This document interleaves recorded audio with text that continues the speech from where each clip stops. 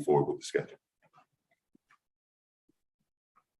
Awesome, Coach. Can you give us some insight into this weekend's game against Morehouse? Yeah, well, I mean, again, two big traditional brands coming together in New York City, MetLife Stadium. Another great opportunity for our young men. And while you play college football, right, you hope to have a chance to be in those type of markets and play in those type of stadiums with this type of game, with the implications that it have to both alumni groups. So it'll be a lot of energy, a lot of fun in a great venue with two great brands colliding there in New York City. So truly excited about that. Got to get our football team rested. We've kind of been the road warriors here out the block, getting back from the MEAC Swac Challenge at 7:30 in the morning and traveling down to Hampton, getting back at 3 in the morning and traveling down to Tampa, getting back at 4 in the morning. So the residual effects are starting to catch up a little bit with, our team and, just making sure that they're healthy and rested and those type of things. So, but they'll be excited and have some adrenaline to feed off of going up here to New York to play this week. Awesome, Coach. Thank you. Those are the questions I have for you. We will now open it up to the media for questions for Coach Scott, beginning with Mr. Nate Henry. Good morning, Coach. Nate Henry, Howard University Sports Information Media. How you doing this morning? I'm doing great, Nate. How we doing, bud? Great. I just have several questions. You already answered one. Talk about the play of the offensive line and how it continues to improve each week. Yeah, they're getting better and better, and that's what you hope when you have a group of 5 guys that has to play together as one. As you continue to build and get through the season, that they begin to really come together and their communication, their feel for the game and playing as one is really starting to get better each and every week. Coach Torrey, our offensive line coach, has done a really good job with that group, pushes that group daily on a daily basis to practice hard and be detailed in everything that they do. But it does also an awesome job of the camaraderie, of building the camaraderie of that room and that group to play together as one. So very happy with the continued growth of that, still young group because you'll have all 5 of those guys return again for the next 2 years. So I'm really pleased with what's going on up front and the progress that we're having there. Okay, appreciate it. Another road game for the 4th straight week. Talk about the positive takeaways and the future growth of what you are trying to build at Howard. Oh man, just the mentality and mindset that it doesn't matter what we have to do. We just say good to it all. It doesn't matter what we have to do or where we have to play. And like I tell our young men all the time, it takes a lot for them to play football at Howard. They go through an awful lot on a daily basis to get to play a game that they've been loving to play since they were kids. But embrace all of those and let that become part of why we play, the chip on our shoulders that we do, and our togetherness and those things. So they're a no excuse making group that's willing to take on and embrace any challenge that's thrown our way. Yes, sir.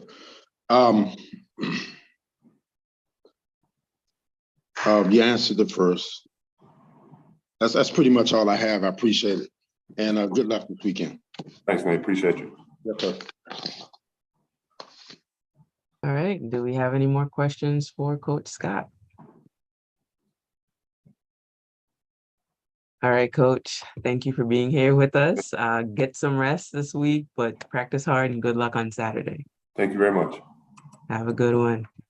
The Bison traveled to East Rutherford, New Jersey to take on Morehouse in the HBCU New York Football Classic.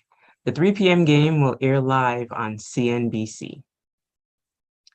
We'll now talk to North Carolina Central head coach Trey Oliver. Good morning, Coach. How are you? I'm well. Good morning, Karen. How are you doing? Doing well. Can you start us off with an opening statement about Saturday's game against Winston-Salem State? Yeah, we obviously played Winston-Salem State this past weekend. Unfortunately, we had some bad weather here, so we didn't get the turnout that we wanted from the fans. But nevertheless, we came away with the victory. I thought we improved in some areas, but we still have a ways to go. Davies, of course, showed up and played well. Our O-line played well, and we were able to move the ball on the ground. So it was a lot of positives to come out of the game, and I'm pleased, of course, that we got the victory. Awesome, Coach. Congrats there. What can we expect from the Eagles on Saturday at New Hampshire? Oh, this is going to be a tough task. They have a very good football team. I think they're big and physical up front, and they have an outstanding running back. I believe the young man had 200 yards rushing this past week. So, of course, like every other week, starts up front, we're going to have to stop the run. And, we're going to have to really get the ball in the hands of our playmakers. And hopefully our speed will be the big factor of the game this weekend. But they're a good football team, well coached. But we have to come up there, of course, and play much better than we played the last 2 weeks. Awesome, Coach. We'll now turn it over to the media. First question from Mr. Foreman. Good morning, Coach, and congratulations on last Saturday's win. Thank you. I was looking over the New Hampshire stats. The young man you were referring to ran for 200 yards and scored 3 touchdowns, and they appeared to be a little run heavy because they only threw for 73 yards. So it looks off the top that your focus is on stopping the run. What have you seen about them, if you've had a chance to look at video, and, well, how do you stop them? Well, I mean, obviously they're very talented. That running back, Dylan, I think Lob, or I'm not sure how to pronounce his name, but he's very good. Great balance, great speed, great vision. They lean on him, and they have a very good offensive line. At the receiver position, they're long. They're very physical out there, but they do some things schematically with their formations to try to create extra gaps. So we're going to have to, first and foremost, again, always, it's about gap control. So we're going to have to make sure that we're paying attention. We're in our gaps and don't try to do too much. So I think that's where we get in trouble sometimes, is guys trying to do too much and make plays, and they just need to stay in their gap. So gap control is going to be it this week. And we have to be physical. It's going to be a gritty game. It's going to be a physical ball game, but we have to stop the run. I don't think these people can beat us throwing the football.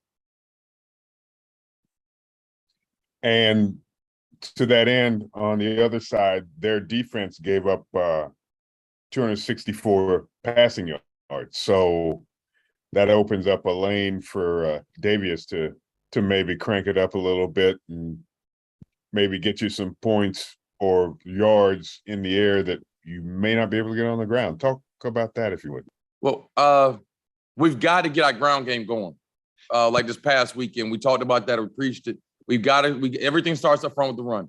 So if we can run the football, that'll create those passing lanes and those windows for Davius to exploit them in the back end. But athletically, I like the matchups that we have. I like our team speed, and if we can get those guys in one-on-one matchups, I like our chances. But if we let them sit back and defend the run with 4 and 5 people in the box, and they can play coverage, it's going to be a long day for us. So we have to be able to establish a run game to make them get an extra guy in the box, and now we can try to exploit some of their weaknesses in the back end. But we've got to be able to run the football. Thank you, Coach. Appreciate it. Good luck. Yeah, thank you. Trip up there. The Yard HBCU Sports. Good morning, Coach. This is Dwayne Nash from the Yard HBCU Sports. How are you this morning? I'm well, Dwayne. How are you doing? I'm doing good. Jeff kind of beat me to this fun fact I had of you guys starting 2-0 for the first time since 2006. Now, correct me if I'm wrong. You were on that coaching staff, correct? Yes, sir. Yes, I was on the staff coaching wide receivers.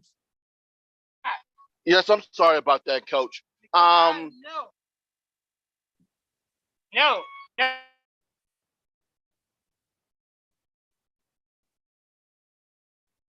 Karen, we good, Karen? No, I'm sorry about that, Coach. Yeah, my question is this great start that you have missed upon your coaching staff and the team as of right now? I'm sorry, say that again. Is this a wonderful start and this turnaround that you guys have had since you've been head coach over there at North Carolina Central, has that been missed on this team, or are they currently aware of what's going on? We stay in the moment here. I don't talk to the guys too much about, me and what I've done or whatever the case may be. 2006 been so long ago, none of those guys remember. So, we just stay in the moment, take it one game at a time. And, we have a lot of history and tradition here at North Carolina Central from when I was a player and coaching. But I challenge these guys and I question them is, what's your legacy going to be? In 6-7 years when folks come back and they talk about, this 2022 team, what are they going to say about us?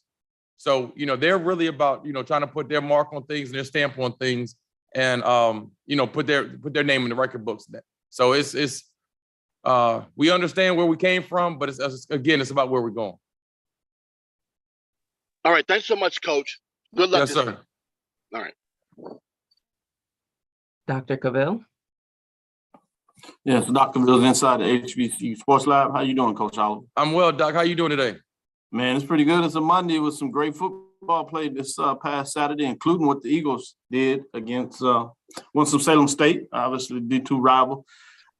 Everybody's talking a little bit about that offense, but I want to talk a little bit about the defense. Tell us what is exciting you about what the defense is getting done over the last 2 games, particularly this last Saturday. We're keeping people out of the end zone in the second half. That's big. She is out there harassing the Verizon man. Hey, Karen, can you help me out, please, Karen? I got you, Coach. I got you. Continue. Sorry. You're good now. All right, Doc. I apologize about that, Doc. Defensively, no problem. Appreciate you. I think we've kind of simplified some things and let guys play. We have quite a few young guys playing, from Max Urins to a lot of young guys up front, and Jason Chambers, defensive back. So we kind of try to simplify stuff and just let guys play. I think that we've played much better this year, especially for our run defense. Our red zone defense has been outstanding. We've let some people get down there, but we haven't let them in the end zone. But I think Coach Cord has done an outstanding job. I can't say enough about him and what he's brought to the program. But just his intensity and the speed at which the guys are playing is a plus. Talk a little bit more about this New Hampshire team in terms of what you would like to see your guys do on the defensive side of the ball. How are they going to have to attack New Hampshire to be successful in this matchup? Well, I think New Hampshire is going to be a lot similar to North Carolina A&T. I mean, they're very good up front and they're physical ball club. So we had to come up with the mindset of it's going to be one of those days, and it's going to be a gritty day. It's going to be all about the trenches, and it's going to be physical. So it's all about gap control and be able to fit in the run and tackling. So as long as we can prove from now until then, and I like our chances, but they are a very good football team and they're physical. And I think this is an opportunity for us to play well and play a strong opponent from, outside of our conference. And, CAA, which is an outstanding conference. They're very talented. So we'll get a great chance to see where we are versus a good opponent this weekend. Sir, I look forward to the matchup. Good luck this weekend. All right, thanks, Doc. Nate Henry. Good morning, Coach. How you doing? I'm well, Nate. How you doing this morning? I'm good. I'm great. I'm great. I guess I have one question. I'm just curious how you feel the team came along after the win last week against A&T in regards to the growth from week 1 to week 2. Well, we were very confident going into that game, and we didn't flinch. And those guys went in there and we battled with the North Carolina A&T team that we had struggled with for the past couple of years. But after that victory, we put it behind us, and we were looking at Winston-Salem State. Although they're a rivalry, D2 school, we could not overlook them, and I thought the guys came out focused against those guys. But it's we got to stay in the moment. And A&T, we don't even discuss that game anymore after that. Right. Winston, we'll put that behind us. We put that behind us yesterday. So that's over and done with. All of our eyes and our focus will be all about, New Hampshire. Okay, great. Well, good luck this weekend. Thanks, Nate. Yes, sir. All right. Do we have any more questions for Coach Oliver? All right, Coach. Thank you for being here with us today, and good luck this weekend. Thank you, Karen. Have a good one. You too. Take care. The Eagles travel to Durham, New Hampshire to take on the New Hampshire Wildcats at 6 p.m. on Saturday. The game will air live on Flow Football. Up next, we have Delaware State head coach Rod Milstead. Good morning, Coach. How are you? Good morning. How are you? Doing well. Can you start us off with an opening statement about Saturday's game at Delaware?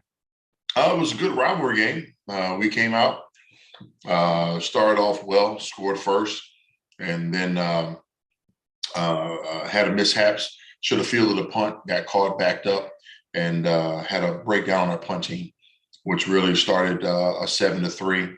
And then from that point on, it was a dogfight, continued on, 14-3 at halftime. Third quarter, started to have some mistakes being made. Can't put the ball on the carpet, that's for sure. And we did that twice and led to their scores. And so looking at the film and evaluating, our guys played hard for 4 quarters. We still got to play more consistent and move the ball 311 yards of offense. Is what we did. But I like the direction that we're going. Although we didn't win, we're going to learn from this and we're going to move on. Awesome, Coach. What can we expect from the Hornets this Saturday when you host Virginia Lynchburg? To fix the mistakes. This is a game that was on the schedule, and we want to make sure that we fix the mistakes that we made, more consistency. Had a good week of practice last week against lining up for Delaware. Want to take that same mindset regardless of the opponent and continue to practice well. Looking for more consistency, okay, on offense and more consistency on defense. Our defense is playing really well, gave up more yardage than we expected, but the offense didn't help them out, giving them short fields and things like that. So I just want to play a complete football game, and hopefully this is one of the games that will allow get a chance to let everyone get an opportunity to play. Awesome. Those are the questions I have for you. We'll now turn it over to the media with the first question coming from Dr. Cavill.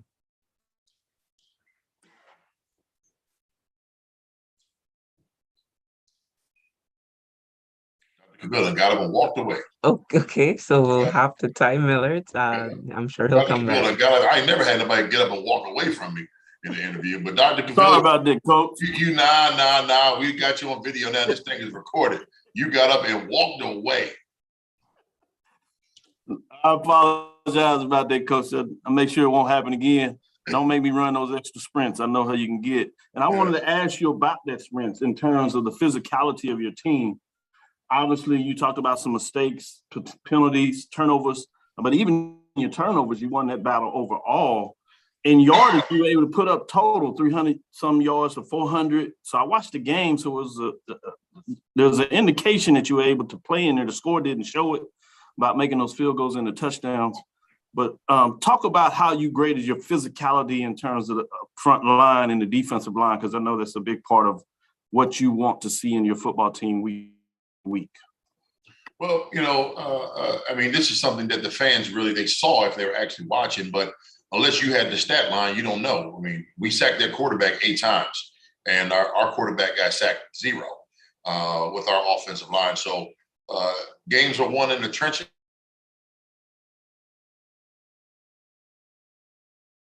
Game. It's the Route 1 rivalry. It's a game that Delaware State has never won, and of course, it's something that's very dear to our hearts, especially a person like me. I mean, I wanted to play in the game years ago, and at that particular time, back from 87 to 91, we never had that opportunity. So for me, it's personal, and our guys knew that. They played hard the entire game. I mean, our defense got after their quarterback, which I knew he was a running quarterback. If he didn't have those receivers, he had some big tight ends, and he connected twice on a blown coverage, 2 blown coverages really, on that same tight end. And just the mistakes are the things that we got to get solidified. But as far as where we're going, being physical football team, we are a physical football team. I can promise you that. We run to the football, and we put you in some compromising situations when we're on offense. One follow-up. question, Coach, in terms of this Nash matchup. You talked about having the ability of a lot of players playing in this matchup if you can get some of the things that you want to get accomplished in the game.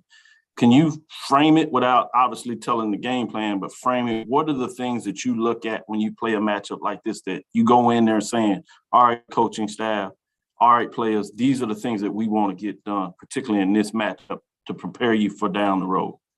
The biggest thing is I want to see us do what we do well. Meaning, if we're going to run inside zone, I want to see it run well, with no mistakes. Those are the things, our basic offensive formations. I want to see those things run without a hitch. Those are the things that our guys should know how to do because we implemented them day one. Okay. Not going to be fancy, not going to do anything abnormal. We're going to run our basic offense, our basic defense, and we're going to go out and play football. And hopefully if the cards are right and the football guards are smiling down on us, we'll have an opportunity to let everybody play and let our younger guys get a sense of what Division I football is all about. This thing is 9 games, left. So it's a lot of football to be played. One loss doesn't define your football program, and we know this, and we haven't even gotten a MEAC play yet. So we're excited about this opportunity, of course, opportunity to play football, but you know who the opponent is, and that it's one of those games where you want to come out and start strong, and hopefully if everything goes well, you give everybody an opportunity to play. Thank you, Coach. Good luck this weekend, and I'll make sure I get those extra steps in on the trade. Absolutely. I'll be watching. Ty Miller up next.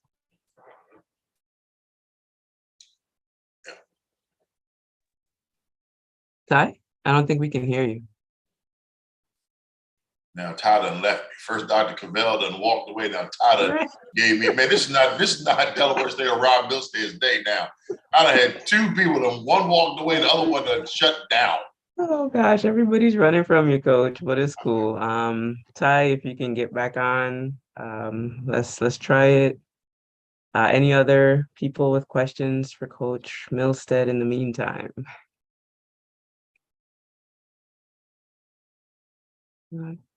All right, Nate Henry saving the day with the question for Coach. Go ahead, Nate. Nate Henry, Howard University Media. How you doing, Coach? I'm glad to be here, Mr. Henry. How are you? I'm good. It's good to see you again. I'm just curious to know how you feel about your young guys coming along and what you're seeing out of a few of them. Mr. Henry, that's the best question of the day. I am ecstatic of our young guys, okay? My offensive line is young, and I was very curious to see how they would perform against a very good defensive line that just had an FBS win against Navy. And those young cats, man, held their own. So if that's any indication of what we have to look forward to, I am well pleased with our young offensive linemen. And then our defensive lineman, Omakis Langley, he had 2 sacks. When I recruited him, he'd always tell me, hey, Coach, I'm a dog. And I'm like, all right, I haven't seen it yet. And after he got his first sack, he ran over to me and said, Coach, remember, I'm a dog. And he got the 2nd sack. And I said, you know what, you are a dog. Let's keep it going. So very proud to see what those guys are doing. But if you look at our roster, we're relatively young. We got redshirt freshmen and sophomore. And you're probably saying, well, how can that be? You've been there for 5, going to your 5th season. Yeah, but we're still young. I mean, we're loaded with redshirt sophomores and redshirt freshmen, natural freshmen, very few seniors. We will lose, I think, about 8 seniors and 9 seniors for the most part. But, this team right here is a relentless team that's been around. And, I know COVID was unfortunate. COVID also allowed some folks to have an additional year, which is another year to train, another year to learn and to understand what we're doing here at Delaware State. And that's been very, very good for us. We've really come a long way because of the COVID extension with most of our players. Great, and good luck this weekend. Thank you. Yes, sir. All right, Ty, I see you're back. Can we hear you? Yes, you can. Now, can you hear me now? Yes, there we go. All right, Coach. I had to get another computer here going. First of all, want to follow up on something Dr. Cavill talked about with Virginia Lynchburg. Obviously, they're going to be overmatched. So what problems do they present for you, being that, they will be an overwhelming underdog? If I have nothing to lose, okay, I'm shooting everything I got. So we're expecting everything from a lot of blitzing, trick plays, anything that they can do to try to change the momentum. And we're also preparing for what happened at Howard University last year. I've instructed my kids yesterday in a meeting that all we're going to do is play football. All the chatter, we're not going to say a word. Okay. After, if we get tackled, we're going to put the ball down. We're going to run back to the huddle. Try to keep that separation, because I don't want to do anything that's going to hinder us down the road.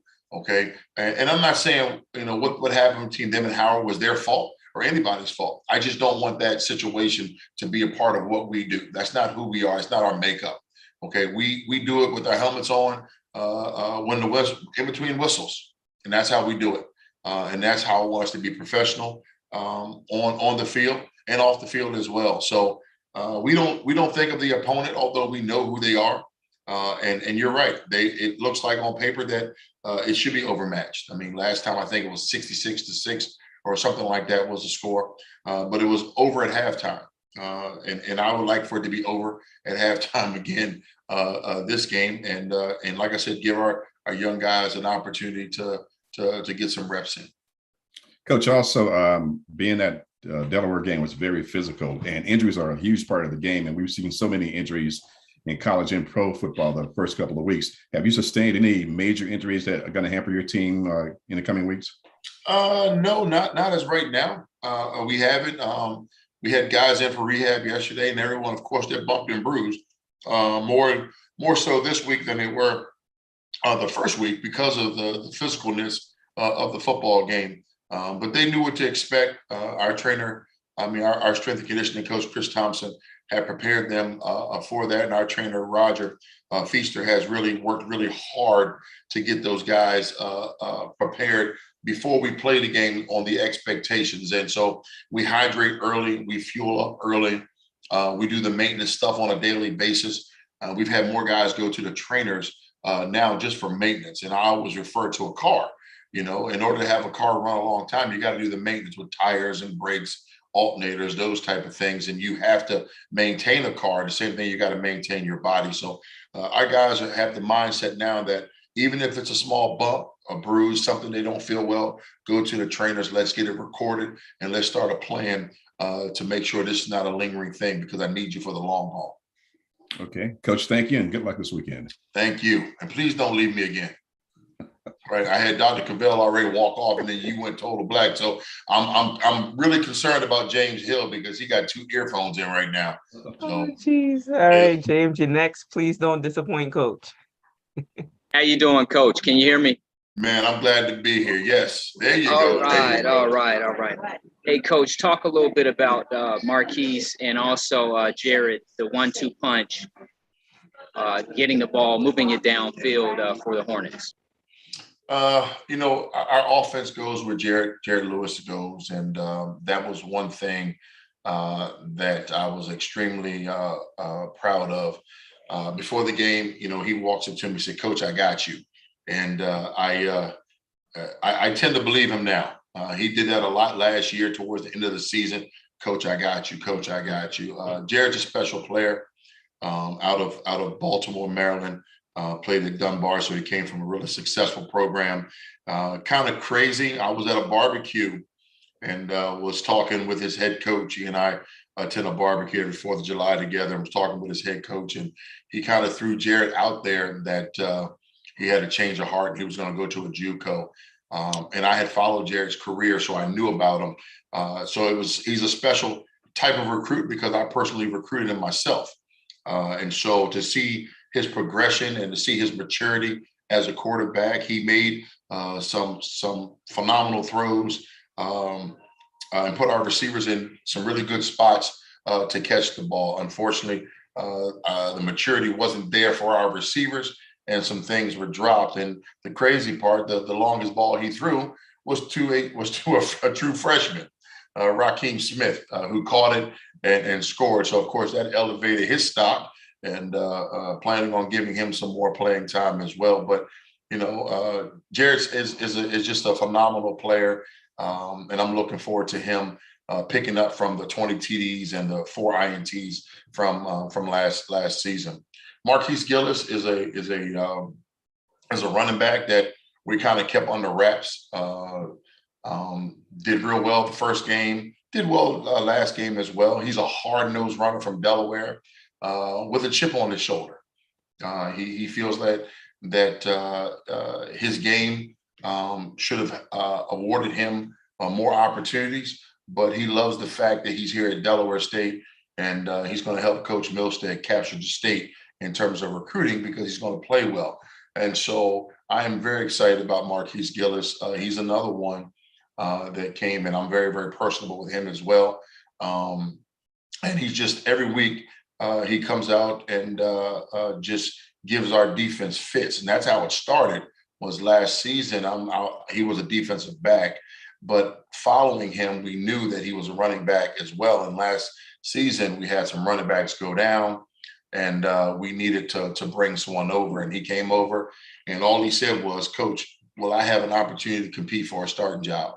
That's all he asked. And I told him absolutely. And from that point on, he gave our defense fits last year on the demo squad. And we decided that we would make him full-time as a running back. And he's just made it his own. And that's his natural position. He can play DB, but his natural position is definitely running back. Coach, this weekend you'll get an opportunity to play host to Virginia Lynchburg. Have you had an opportunity to look at that ball club? Obviously, they're playing up, and their young quarterback, the freshman.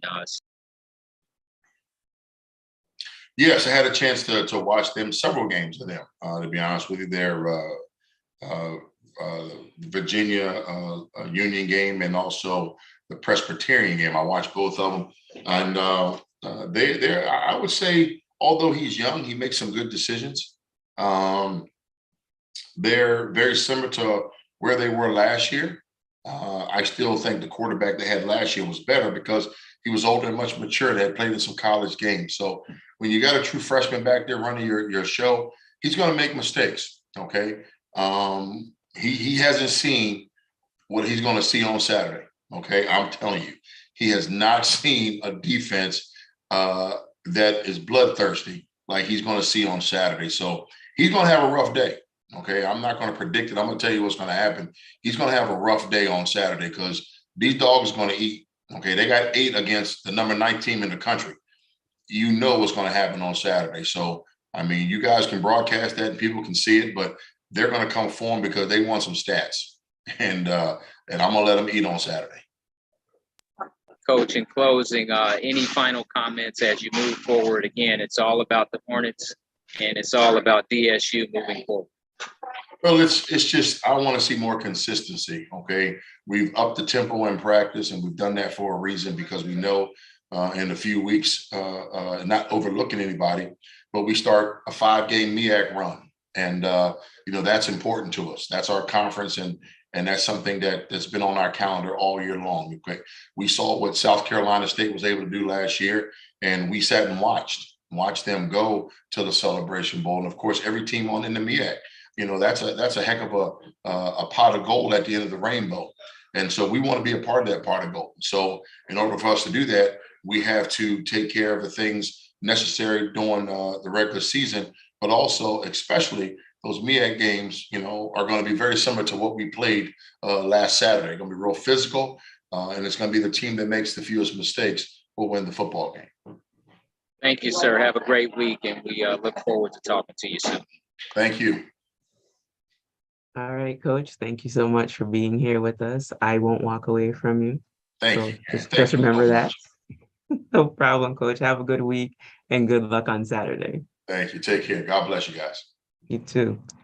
The Hornets return to Alumni Stadium to host Virginia Lynchburg at 2 p.m. on Saturday.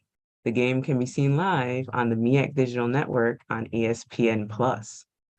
Up next, we're joined by Norfolk State head coach Dawson Odoms. Good morning, Coach Odoms. How are you? Good morning. We're doing all right. Hanging on. Good. Keep hanging. Start us off with the opening statement about Saturday's outing at James Madison. Started out rough, ended up rough, got rough as we went through it. I think we played two of the better football teams in the country in the group of six. Those are very, very challenging football games to start the season, and we're about to test it. I don't think we'll see any teams like that going the rest of the way. We saw, and we played Marshall, and I told the guys that, they'll probably beat Notre Dame. They're really that good on defense, and James Madison probably go be in the hunt. I don't think they can win it this year, but they'll be in the hunt for the Sun Belt. And it's just tough sledding. We couldn't get anything going in the right direction. We did move the ball a little bit better this game. We played sporadic on defense, but when you got to play 7 possessions inside the 50, it's going to be tough to beat anybody. So we made some business decisions there towards the second half and got a lot of young guys some playing time that we think will be beneficial as we go. And we're moving on to the next one. Awesome, Coach. What can we expect from the Spartans this weekend against Hampton? Well, it all depends on the injury report. Beat up, banged up. We got to survive. We got to find a way to will ourselves and find that competitive edge. Playing at home should help. And, we're going to need all the support that you can get because, I don't know, we got a lot of guys going to be a game time decision. The injury report is about as long as the second page of the newspaper. So we go see how it unfolds. All right, Coach. Hopefully it won't be too bad. Those are the questions I have for you. We'll now turn it over to the media, beginning with James Hill. Good morning, Coach. I hope you and everybody in the Spartans Nation are well. How you doing today, sir? Doing great. Awesome. Can you talk a little bit about the concept of playing up? You start the season out playing 2 teams, playing up, so to speak, and the foundation that can give you as you move forward and get more into league play after Hampton, but you kind of get more into HBCU. Just talk a little bit about that. Well, I think the speed of the game, though, is something that, we're going to realize is probably a little bit different. The caliber of linemen that we're going to face, the interiors are going to be a little bit different. And, the friction, the contact. These guys are, they built a little different for the contact that football requires. And it's a physical game.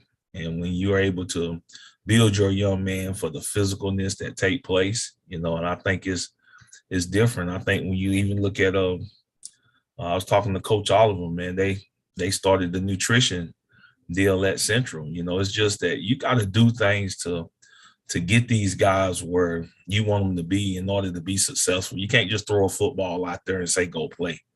You need strength and conditioning coaches. You need nutrition. You need balance, school schedules. You need a lot of things for these guys to be able to compete at a high level, especially when it comes to FBS and even FCS. And you survive and you move forward, but it takes a lot for a football program to be able to have the success that it needs in order to be successful. You got to have certain things in your pocket and in your corner to be able to maintain these guys so they can sustain over the course of a season. Coach, rivalries in sports, and you've been a part of them. You know about the Swac Rivalry where you had Southern and Grambling in the Bayou. Now you've been in the Bay, and now you'll see Hampton again. Talk a little bit about this rivalry and again, how special it is, this installment. And again, it's a great opportunity to go out and get one. Well, it's always fun. I think for, alumni of the both universities, I think it's always fun to play in these kind of football games and prepare for them. And, we just got to get our guys where they need to be in order to be competitive and give ourselves a chance to win a football game. Mentally, you got to fight the mental aspect of it. It's draining, but I do think playing a rivalry team, it interjects something into you because, it's pride, it's bragging rights, is that you got to show up. Regardless who we put out there, they got to show up and they got to play well.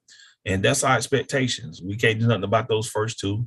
We're preparing for this week, and we know that it's a rivalry game, but you don't put too much into it. We got to focus on us. We got to get us better. And if we do those things, everything else will take care of themselves. Coach, in closing, you have a gentleman there with a lot of talent in Mr. J.J. Davis. Talk about that gentleman and moving forward, some of the things he can do to help you guys. Well, just being able to get something established. The first two games, he hadn't really had a chance to be the player that we know he can be. They very, very limited chances and not a lot of room. But I think our guys are at a point now to where you would hope they would be at. I think they're embarrassed. I think they're frustrated, but I think they're that way in a good way. I don't think they like the fact that we went out for the first two games and really just been overwhelmed. And now it's time to get back to the drawing board and see what we can do better and let our players make plays. And hopefully it's an exciting style of football that we can play going forward. Just some injuries got us down a little bit, but we hope to get some guys back this week. But we can't make excuses, man. You got to put the ball down and you got to go play. And I think these guys will play well on Saturday. Thank you, sir. Have a blessed week. Thank you. Dr. Cavill. Thank you. Good morning, Coach Oates.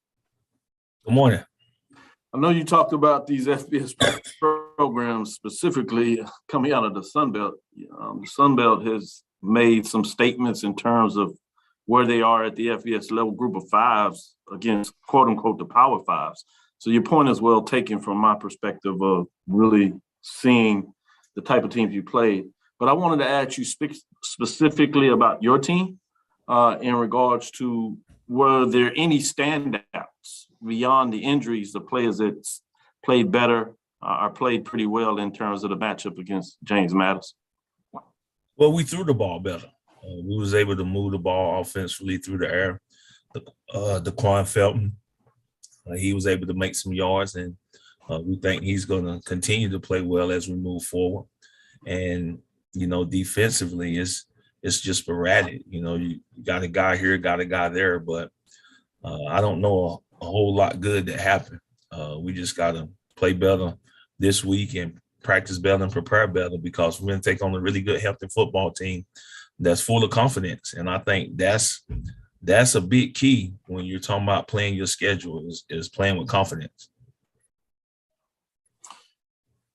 I want to take a deeper dive into that confidence.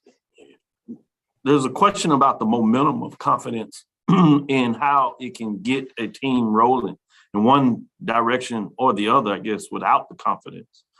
Can you elaborate a little more in terms of what you've seen over the years of how a team can get rolling because they just feel good about what they're getting done in terms of wins and those wins starting to add up over the course of a schedule?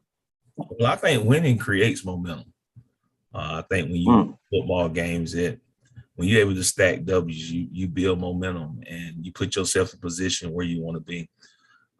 It's tough when you only have 5 conference games. That 6 non-conference games is tough, and you have to fill that schedule. And this year, we didn't fill our schedule with some of the lower caliber schools that you could be playing. So we got a tough road ahead, and our guys got to get healthy so we can perform well. But we're going to be okay. I told the guys that, I think since I've been a head coach since 2013, I've been 0-2 or 1-2 every year. So because I've been at schools where you got to bring in your amount of money to be able to get your program where it needs to be. And it's no different. You look at last year, we was in the same predicament, and it's just a different schedule, but the same predicament. And you got to rely on that wisdom. You got to rely on, that's why you got to have a process in place because you can't get frustrated. You got to know what to do and how to do it when things not going right. I always tell them it's easy when you win it. But I do think when you measure what's a good coach is times like this. Can you resurrect your team? Can you get your team focused? Can you get them to play better? Can you get them to buy in and believe? That's going to tell a lot about your character and your football team. Are they going to continue to play with a competitive spirit? It's a lot easier to do when you're 2-0 or 1-0, but we understand. And you have to sort of flip the strip on what you're saying to them and how you're saying it. And, I think history, being down this road several times, you're able to draw from different situations. And hopefully that knowledge help us as we get ready for Saturday.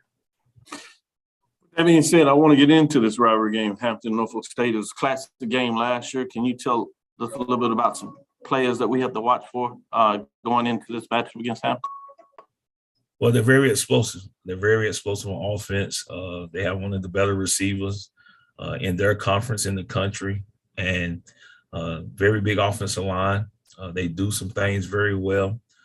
They're very solid. They're very fundamentally sound. Defensively, they're more of a bend but don't break. They get in. They make it tough for you to run the football, and their secondary is very, very active. So we're going to have to find a way to execute at a high level in all three phases. And if we do that, I think we'll be excited about the opportunity we give ourselves come Saturday. Thank you, Coach Oldham. Looking forward to the matchup this weekend. Have a good one. Thank you. All right, Ty. Hey, Coach, good morning to you. How are you? Great. Good morning. Coach, I just got one question for you. It's always been said that teams make the biggest jumps between the first and second weeks. Now, being that you played a non-conference schedule and haven't gotten into your conference schedule yet, is that the case for Norfolk State right now? Well, I think you make the biggest jump between 1 and 2 from a fundamental standpoint, execution standpoint, adjusting to the football game.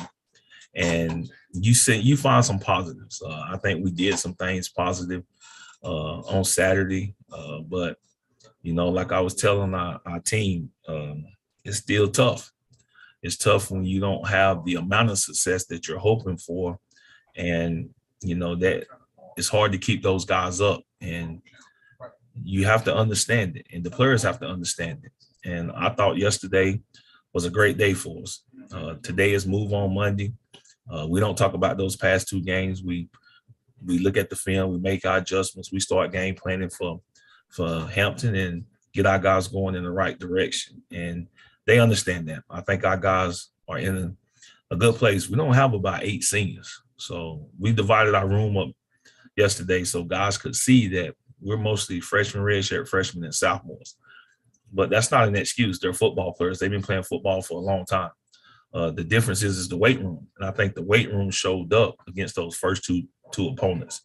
But now I think our guys are going to see that it's a big difference in what we saw the first 2 games and what we're going to see the rest of the way. So hopefully we can execute a little bit better and play with a lot more energy and desire and determination and grit as the game go along. When you're not in the game after the first quarter, it's easy to get down. But I think if you watch those games, you'll see that our guys are competitive for 4 quarters, and that's something we can build on. Okay, thank you, Coach. Thank you. All right, Julia Haskins. Hey, Coach. Thanks for your time this morning. You mentioned that your guys are embarrassed, frustrated, overwhelmed after these first 2 games. So what do you tell them to go from that mindset to pulling them out of the gutter and now getting motivated in these next couple of games? Chop wood, carry water. And going off of that as well, with this, you mentioned before that you might use a 2 quarterback system. Is that still the same game plan moving forward? We'll see how it goes. We have a starter and we have a backup that usually comes in and play, but we'll see how. It's usually based on how the game is going, how the starter's performing, just getting those guys to perform at, a higher level. So that's probably something we'll make an adjustment within the game. And on Saturday with Otto Kuhn's 90-yard touchdown pass to Daquan Felton, does that kind of give you a glimpse of hope of, the potential you guys have on offense? Well, we see the potential. I think we know the potential. It's just that, up front, it's been some disadvantages in the trenches, both defensively and offensively when it relates to the line. But I think we got some guys that can be very, very explosive. We just got to have time to be able to get the ball to them, and we got to execute better. And if we do those things, we ought to be able to make some plays. We got some explosive players, but we just haven't been able to see that over the first couple of weeks. Thank you, Coach. Thank you. All right, Coach Odoms, thank you for your time today, and good luck this weekend against Hampton. Thank you. Behold, the green and gold. Norfolk State hosts Hampton in the Battle of the Bay this Saturday. Kickoff is set for 2 p.m. and the game will be live on the MEAC Digital Network on ESPN+. Up next, we have South Carolina State head coach Buddy Pugh. Good morning, Coach Pugh. How are you? Good morning, Karen. How are you? I am well. Can you start us off with a statement about Saturday's game at Bethune-Cookman, please? Yeah. For the second week in a row, we dealt with the weather delay. We were 2 hours out after the start time of this past game. The week before, I guess we were maybe about an hour or so, but we were able to get started around 6 o'clock for a 4 o'clock start. And from that point, our guys got off to a pretty good start. Kicked off to them and got a stop, got an interception, got a turnover. Actually, we had 4 turnovers for the game, and then eventually got it down and got it in. Was up 10-0 at the half. Come out the second half and get a drive and get a field goal, go up 13-0. Eventually end up winning the football game 33-9. It was a good game for us in a way where we got an opportunity to experience some success.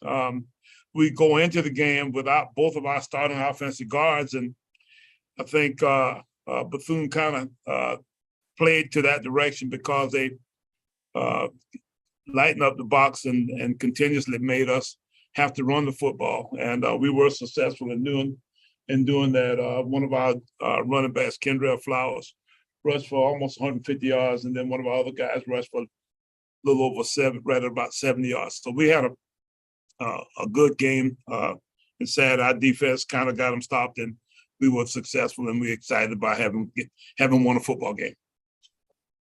Awesome, Coach. You are off this week, so what will be your main focus for this open week? Well, to get healthy for one, hopefully we can get both those guys back that played for us against UCF inside. But that and the fact that we got A&T in 2 weeks, and we'll start preparing for A&T, and maybe, even a couple of those guys that are, right behind A&T because of the fact that we, this is our only open opportunity, so we can finish up all of the preparation for some of those guys at this point of the season so that we can maybe have a little bit better jump on those guys. Awesome, Coach. Those are my questions. We'll now turn it over to the media for their questions, beginning with James Hill. Good morning, Coach. How you doing, sir? Good morning, James. How are you? Pretty good. Can you talk a little bit about Mr. Fields, Mr. Flowers, and also Mr. Davis? Those 3 gentlemen, they really had it going on. They did. Corey Fields had a good ball game. We're still working to try to see if we can get his numbers up a little bit.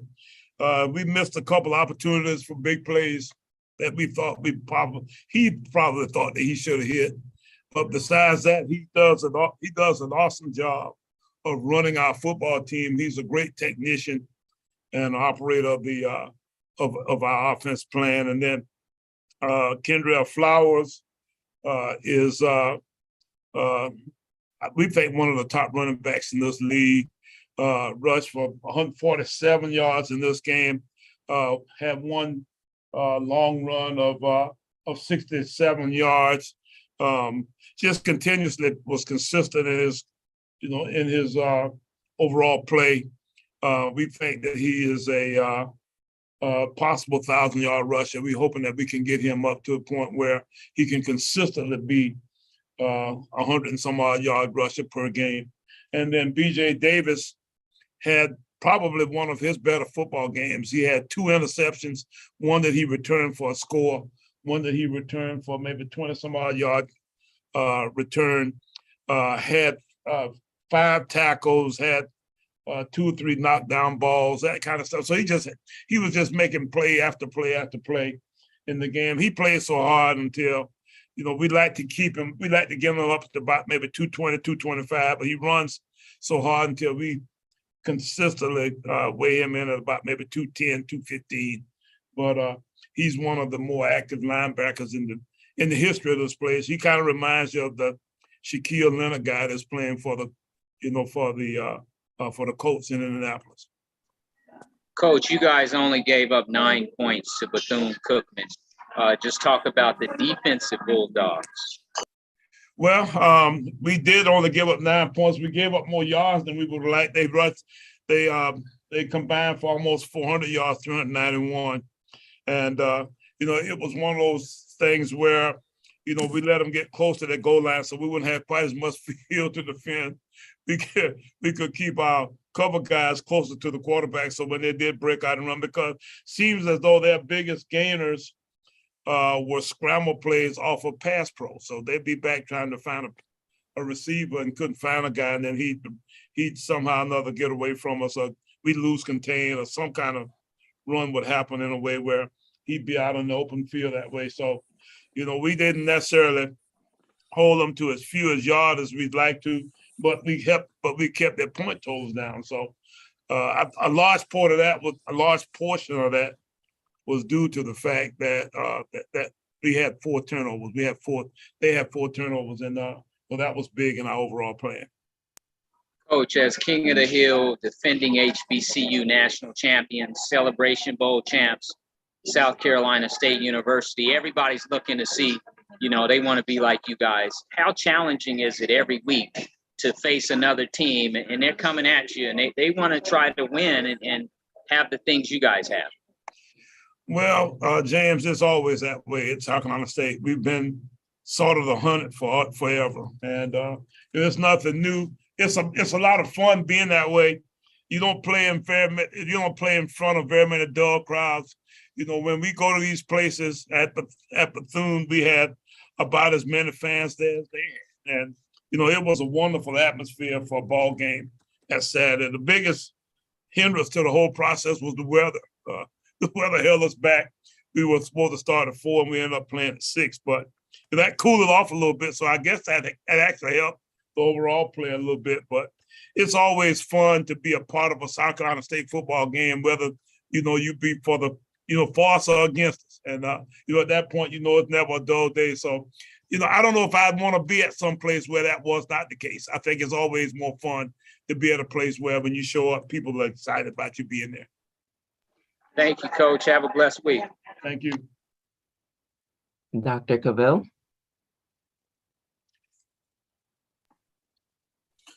This is Dr. Cavill, inside the HBC Sports Lab.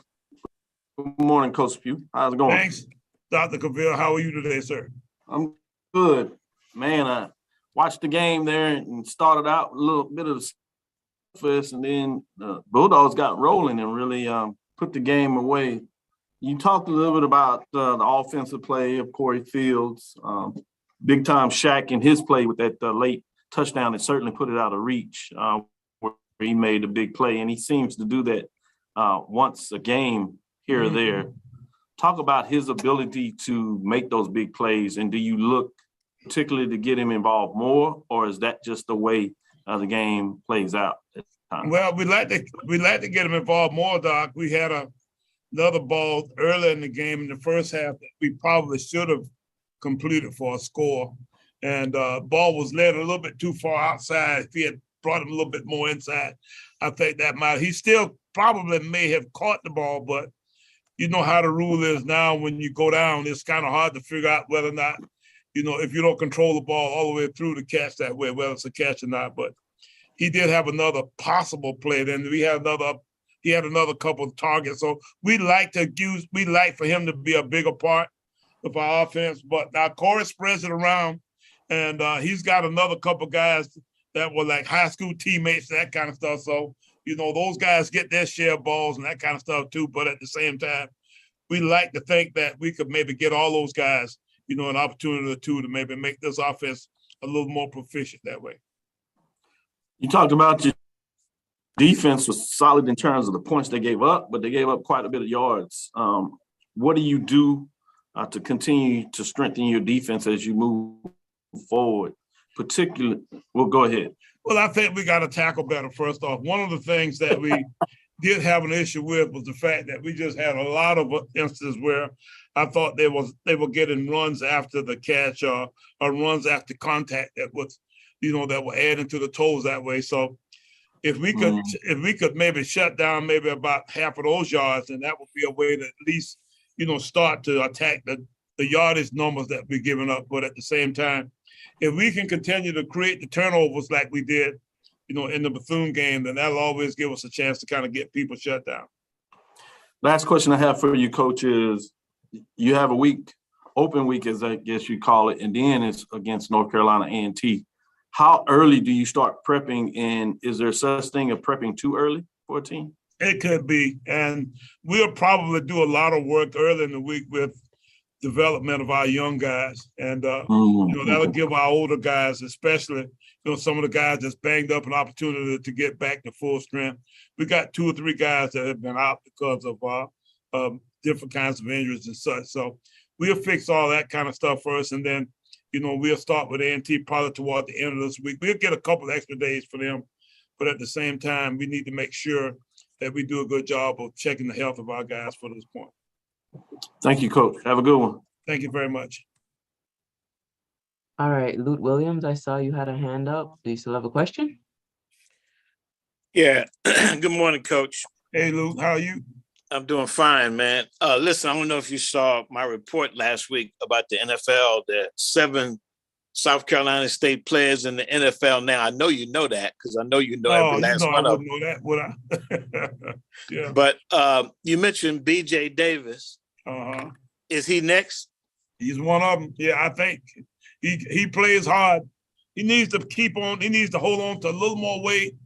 He gets down around the 200-pound range sometimes. He's about 210, 215 now.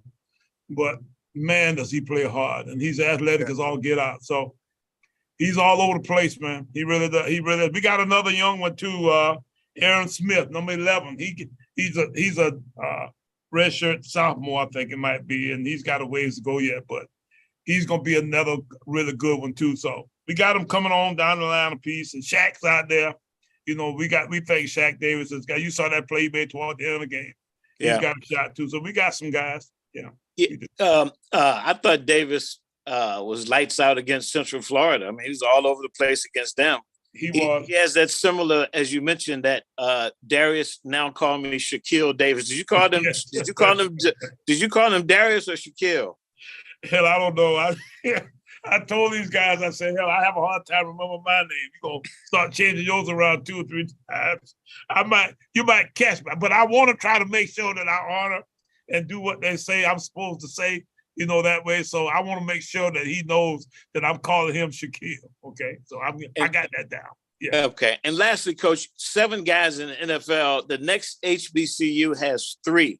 So you've doubled everybody in the league now with Roderick Perry and Kobe Durant. And you've always talked about there's something in the water down there in South Carolina. I think 6 of them are defensive players. Maybe Alex Taylor is the only one that's on offense.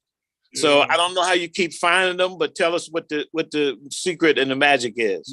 We don't know, Luke. You know that. We kind of keep finding the guys that want to look like they want to come to South Carolina State. We got all kind of problems and issues, but we still keep getting good football players in here. And, I guess that's a testament to our staff and to the program and, and just to the players in this state in general, because most of them are in-state or at least close to in-state kind of guys. So, we're excited about the fact that we continue to have good football players here. And the best part about it is the fact that, that they seem to be, all over the place here. We just got to make sure that we do a good job of developing them.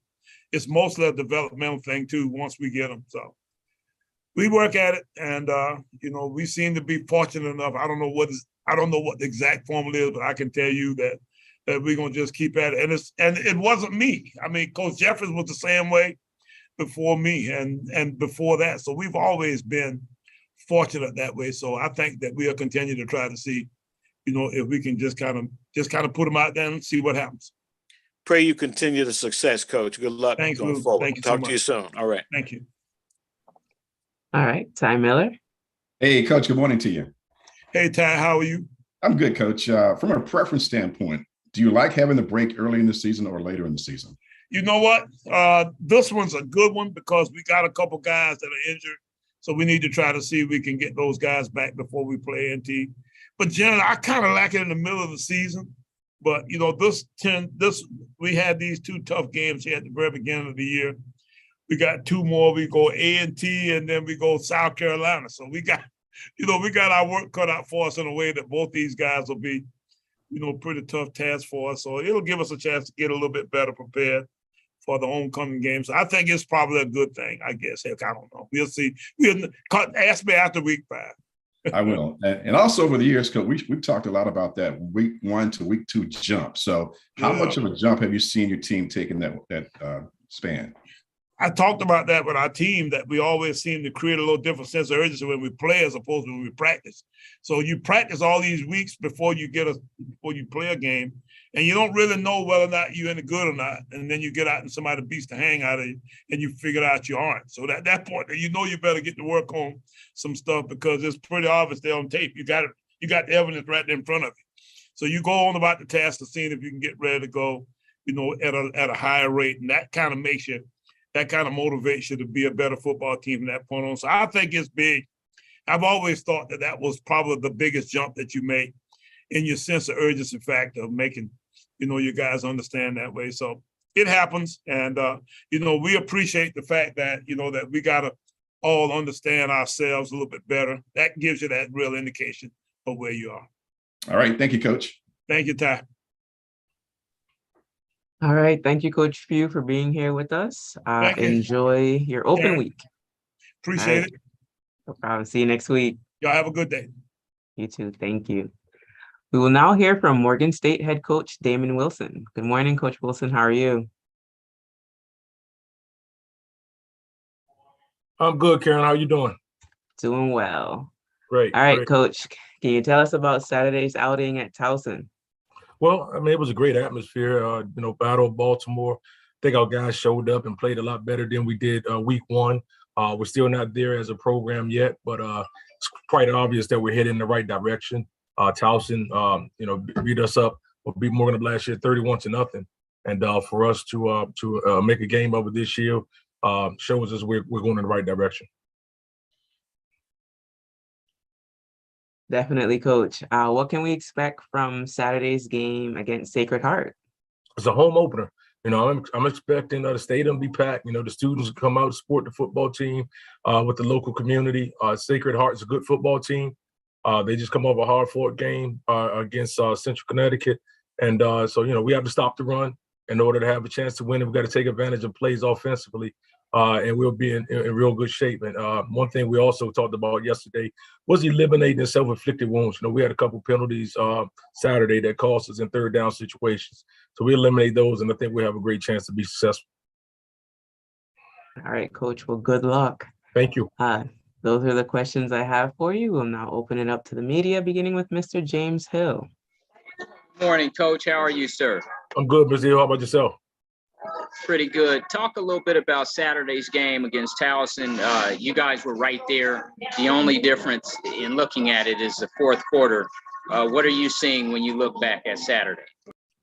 So a team that's close, and I don't know if they understand how close we really are right now as a program. So we want to, you know, we're right there on the edge of the cliff, and we want to continue to go, and so we can get over top of that the hill. But I saw a team that fought back. You know, we were down, we were up, and got teams that were resilient. We had an opportunity to win the game in the fourth quarter, and we came up short. We had a guy open to complete the ball.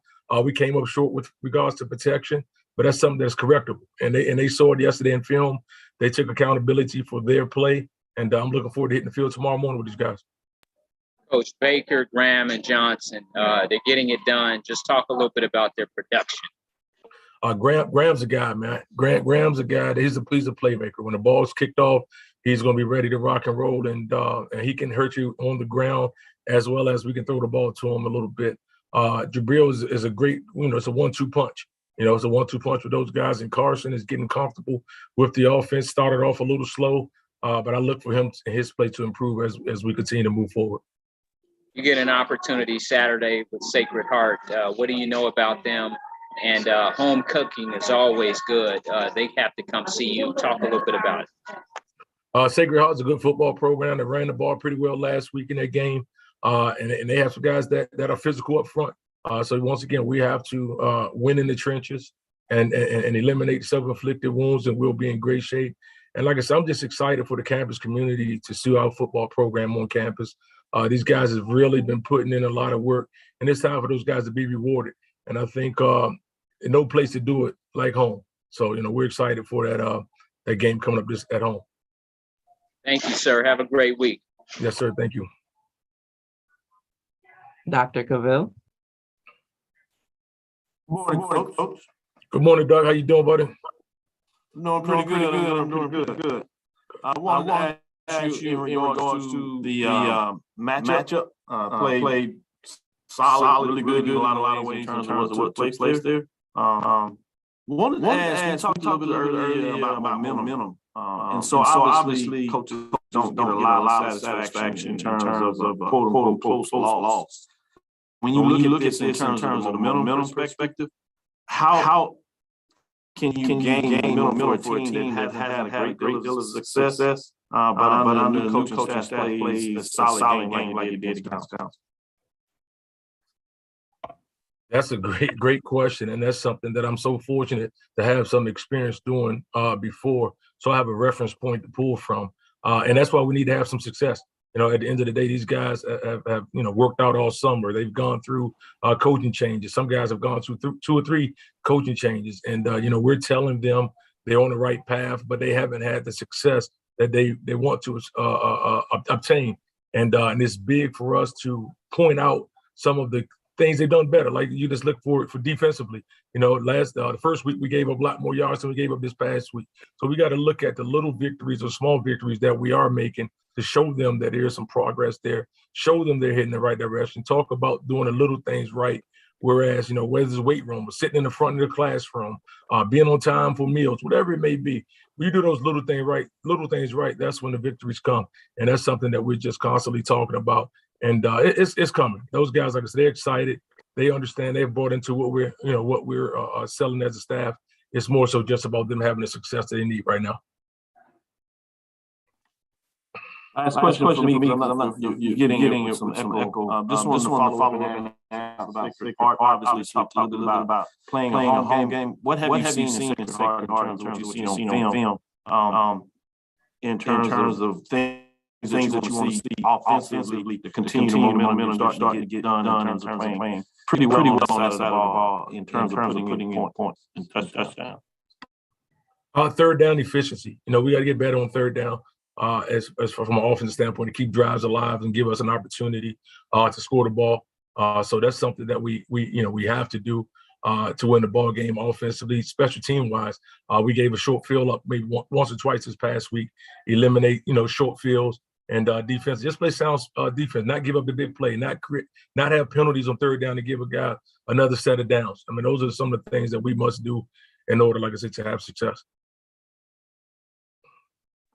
Thank you, Coach. Good luck. Got it. Thank you. Matchup. All right, Mr. Edward Lee. Morning, Damon. I wanted to ask you a little bit about Lawrence Richardson. What do you attribute his past start to? His preparation. I mean, Lawrence is a real cerebral football player, and he watches a lot of film. He asks good questions in meetings, and I think Coach Brawley, his position coach, is doing a great job preparing him for the football game. So I think that has a lot to do with his success or his fast starts, just because he's prepared by the different looks that the teams may come out with, and he understands the adjustments and everything else. As I understand it, he was recruited by the previous coaching staff. When you guys made this change in coaches, were you concerned that he might consider leaving? I wasn't at all, no. Can I ask why? Sure. I think he's a guy that loves Morgan State University, and it was more about the opportunity to play at Morgan State University than to play for a particular coach. And once we came in and I was able to develop somewhat of a relationship with them, he felt right at home, but he understands the big picture to get his degree from Morgan State University, not about playing for a particular person or coach. And that's something that I tip my hat off to him. I also understand that he didn't play football until he got to high school. With that in mind, then, are you surprised at how quickly he's adapted to the sport? You just taught me something I didn't know. Once again, he was recruited by the other staff, so I had no idea of that. And watch him practice and play. He doesn't look like a young football player, but that's something you just educated me on. Last question is, what are some things that you think he can improve on, and what you think is his potential for the rest of the season? I think Lawrence is a good football player. He must continue to improve his football IQ as we go through the season, playing different opponents that do things differently, whether it's spreading the ball around or run game, understanding the different fits within the run game. And I want to see him be a little bit more vocal, be more of a vocal leader amongst the defensive guys. And I think when he does that, I think we'll be a better football team. Thank you. All right, Mr. Donald Ware. Good morning, Coach Wilson. How you doing? I'm doing great, Don. How about yourself? Doing pretty good. Now, I think it's a good point you bring up, 31-0 at Towson. And even if you go to some of the past years, it hadn't been a close game. And then you lose by 7 with an opportunity to perhaps, tie or win the game. So what do you see? I'm assuming you're playing largely with mostly the same players, or a lot of the same players, at least from last year. So what are you saying? What's different? Why are these, why was the game much closer than it's been in terms of the philosophy of you and your coaching staff opposed to at least last year? Well, first thing, last year when we came in, like I said, there's only 47 guys on the spring roster. So there are additional 50-something odd guys that's been added since June. So we're still learning our guys each week and each game. But one thing that I know is our coaching staff does a great job preparing the young men for whomever we're playing. We look at Georgia Southern. We played them the first week, and we played for a good half of football against Georgia Southern. And Georgia Southern the following week came back and beat Nebraska Saturday. So we played against very good opponent. Towson is an undefeated team. They came off a big win against Bucknell last week. So we played some good quality opponents. And I think our coaching staff is doing a great job preparing these guys. And the guys want to win. These guys want to win. They believe what the message that we're putting out there, and it's our time. You mentioned this being the first home game in the community and students and Morgan State University as a whole coming out. What, as a program and as a football program specifically, are there some things that you're doing in the community to kind of say, or can you name the things you're doing in the community in terms of letting people know you're Morgan State and for them to come out and support the program? Yes, we started that in camp. We had a community event, a free camp to go over heat-related illness, as well as a youth camp for the kids in the community to come on out. We've sent out invitations to the local clubs and high school students to come on out to support the program. And we're definitely improving our community presence. And at one point of that game in the third quarter, the whole side was the fans were, it was electric. It was something that it was good to see. It was something that was kind of overdue. And I think our guys see that the support is there. It's just a matter of, like I said, just getting over the top of that hill. And I think once we get that first one, everything else will fall in place. All right. I appreciate it, Coach Wilson. Thanks. You got it, on. Luke Williams. Okay. Good morning, Coach. How are you? I'm great. How you doing? Doing fine, man. Coach, what would you say? We always say, and coaches always say, football is football. But what is the difference you've seen in your short time now at Morgan compared to what the Division II level that you were playing at Bowie State? The resources. I have more people, and I have to learn how to, quote unquote, use those people. I have more people to do things that we didn't have at Bowie. There's a lot of things that fell back on us as a staff to get done with, just whether it's administrative work, whether it's coaching, we have more people. So I'm still navigating through that process, as well as a lot of people, learning a lot of people, so just having the human resources available to me now is something that has been something I need to adjust and get used to dealing with. Secondly, Coach, what has been obviously you had kind of found a winning formula at Bowie State over the past few years. What's been the number one thing you've had to instill at Morgan State? The mindset. When people always use the word culture, but the mindset of what it takes to win. And then once we learn how to win, we'll have to learn how to sustain success and how to handle success. And that's something that you can't cheat the process. You can stay on social media and you can listen to different blogs and that good stuff. But if you're not putting that extra work in, you're not going to overcome those challenges. So, we just must stay the grind, stay the course, make sure we are holding ourselves accountable, but understand the process cannot be cheated. And that's going to class, that's going to study hall. That is doing every little thing right, even when things aren't going your way. And once you do that, you're going to receive the ultimate reward at the end of the day. And just finally, how difficult has it been to kind of like start over? You built that over 13 years at Bowie State. How difficult has it been, or just explain how it's been to kind of be starting over? It's interesting. I mean, it's a lot of challenges that I had 13 years ago at Bowie that we have to overcome. The difference is, like I said, we have the resources and the support on campus to get it done. The biggest thing for me is just my guys, learning my players. I was really fortunate at Bowie where, just we recruited everybody, so we knew everybody. Now it's a situation where I'm constantly learning my guys, finding out who can play under the whistle. There's guys that are good practice players, but when the ball is kicked off on game day, they're not the guys that we want them to be or need them to be. So I'm finding that out on the fly. And, I was brought into a friendly non-conference schedule. So therefore, I'm having to learn under attack right now, but it's good. And we're seeing a lot of guys respond in a positive manner. And I think we have a pretty good grasp right now to know who our guys are offensively, defensively, and special teams. So now we just got to continue to improve those relationships and continue to prepare these guys for Saturday's game. Good luck, Coach. We'll be watching. Yes, sir. Thank you. Thank you. All right, Coach Wilson, thank you for your time today and good luck this weekend. Yes, man. Thank you. A good one. Morgan State hosts Sacred Heart in its home opener on Saturday. Kickoff will be at 12 p.m. and the game will be broadcast live on the MEAC Digital Network on ESPN+. At this time, we'd like to conclude our press conference. I'd like to thank everyone for being here.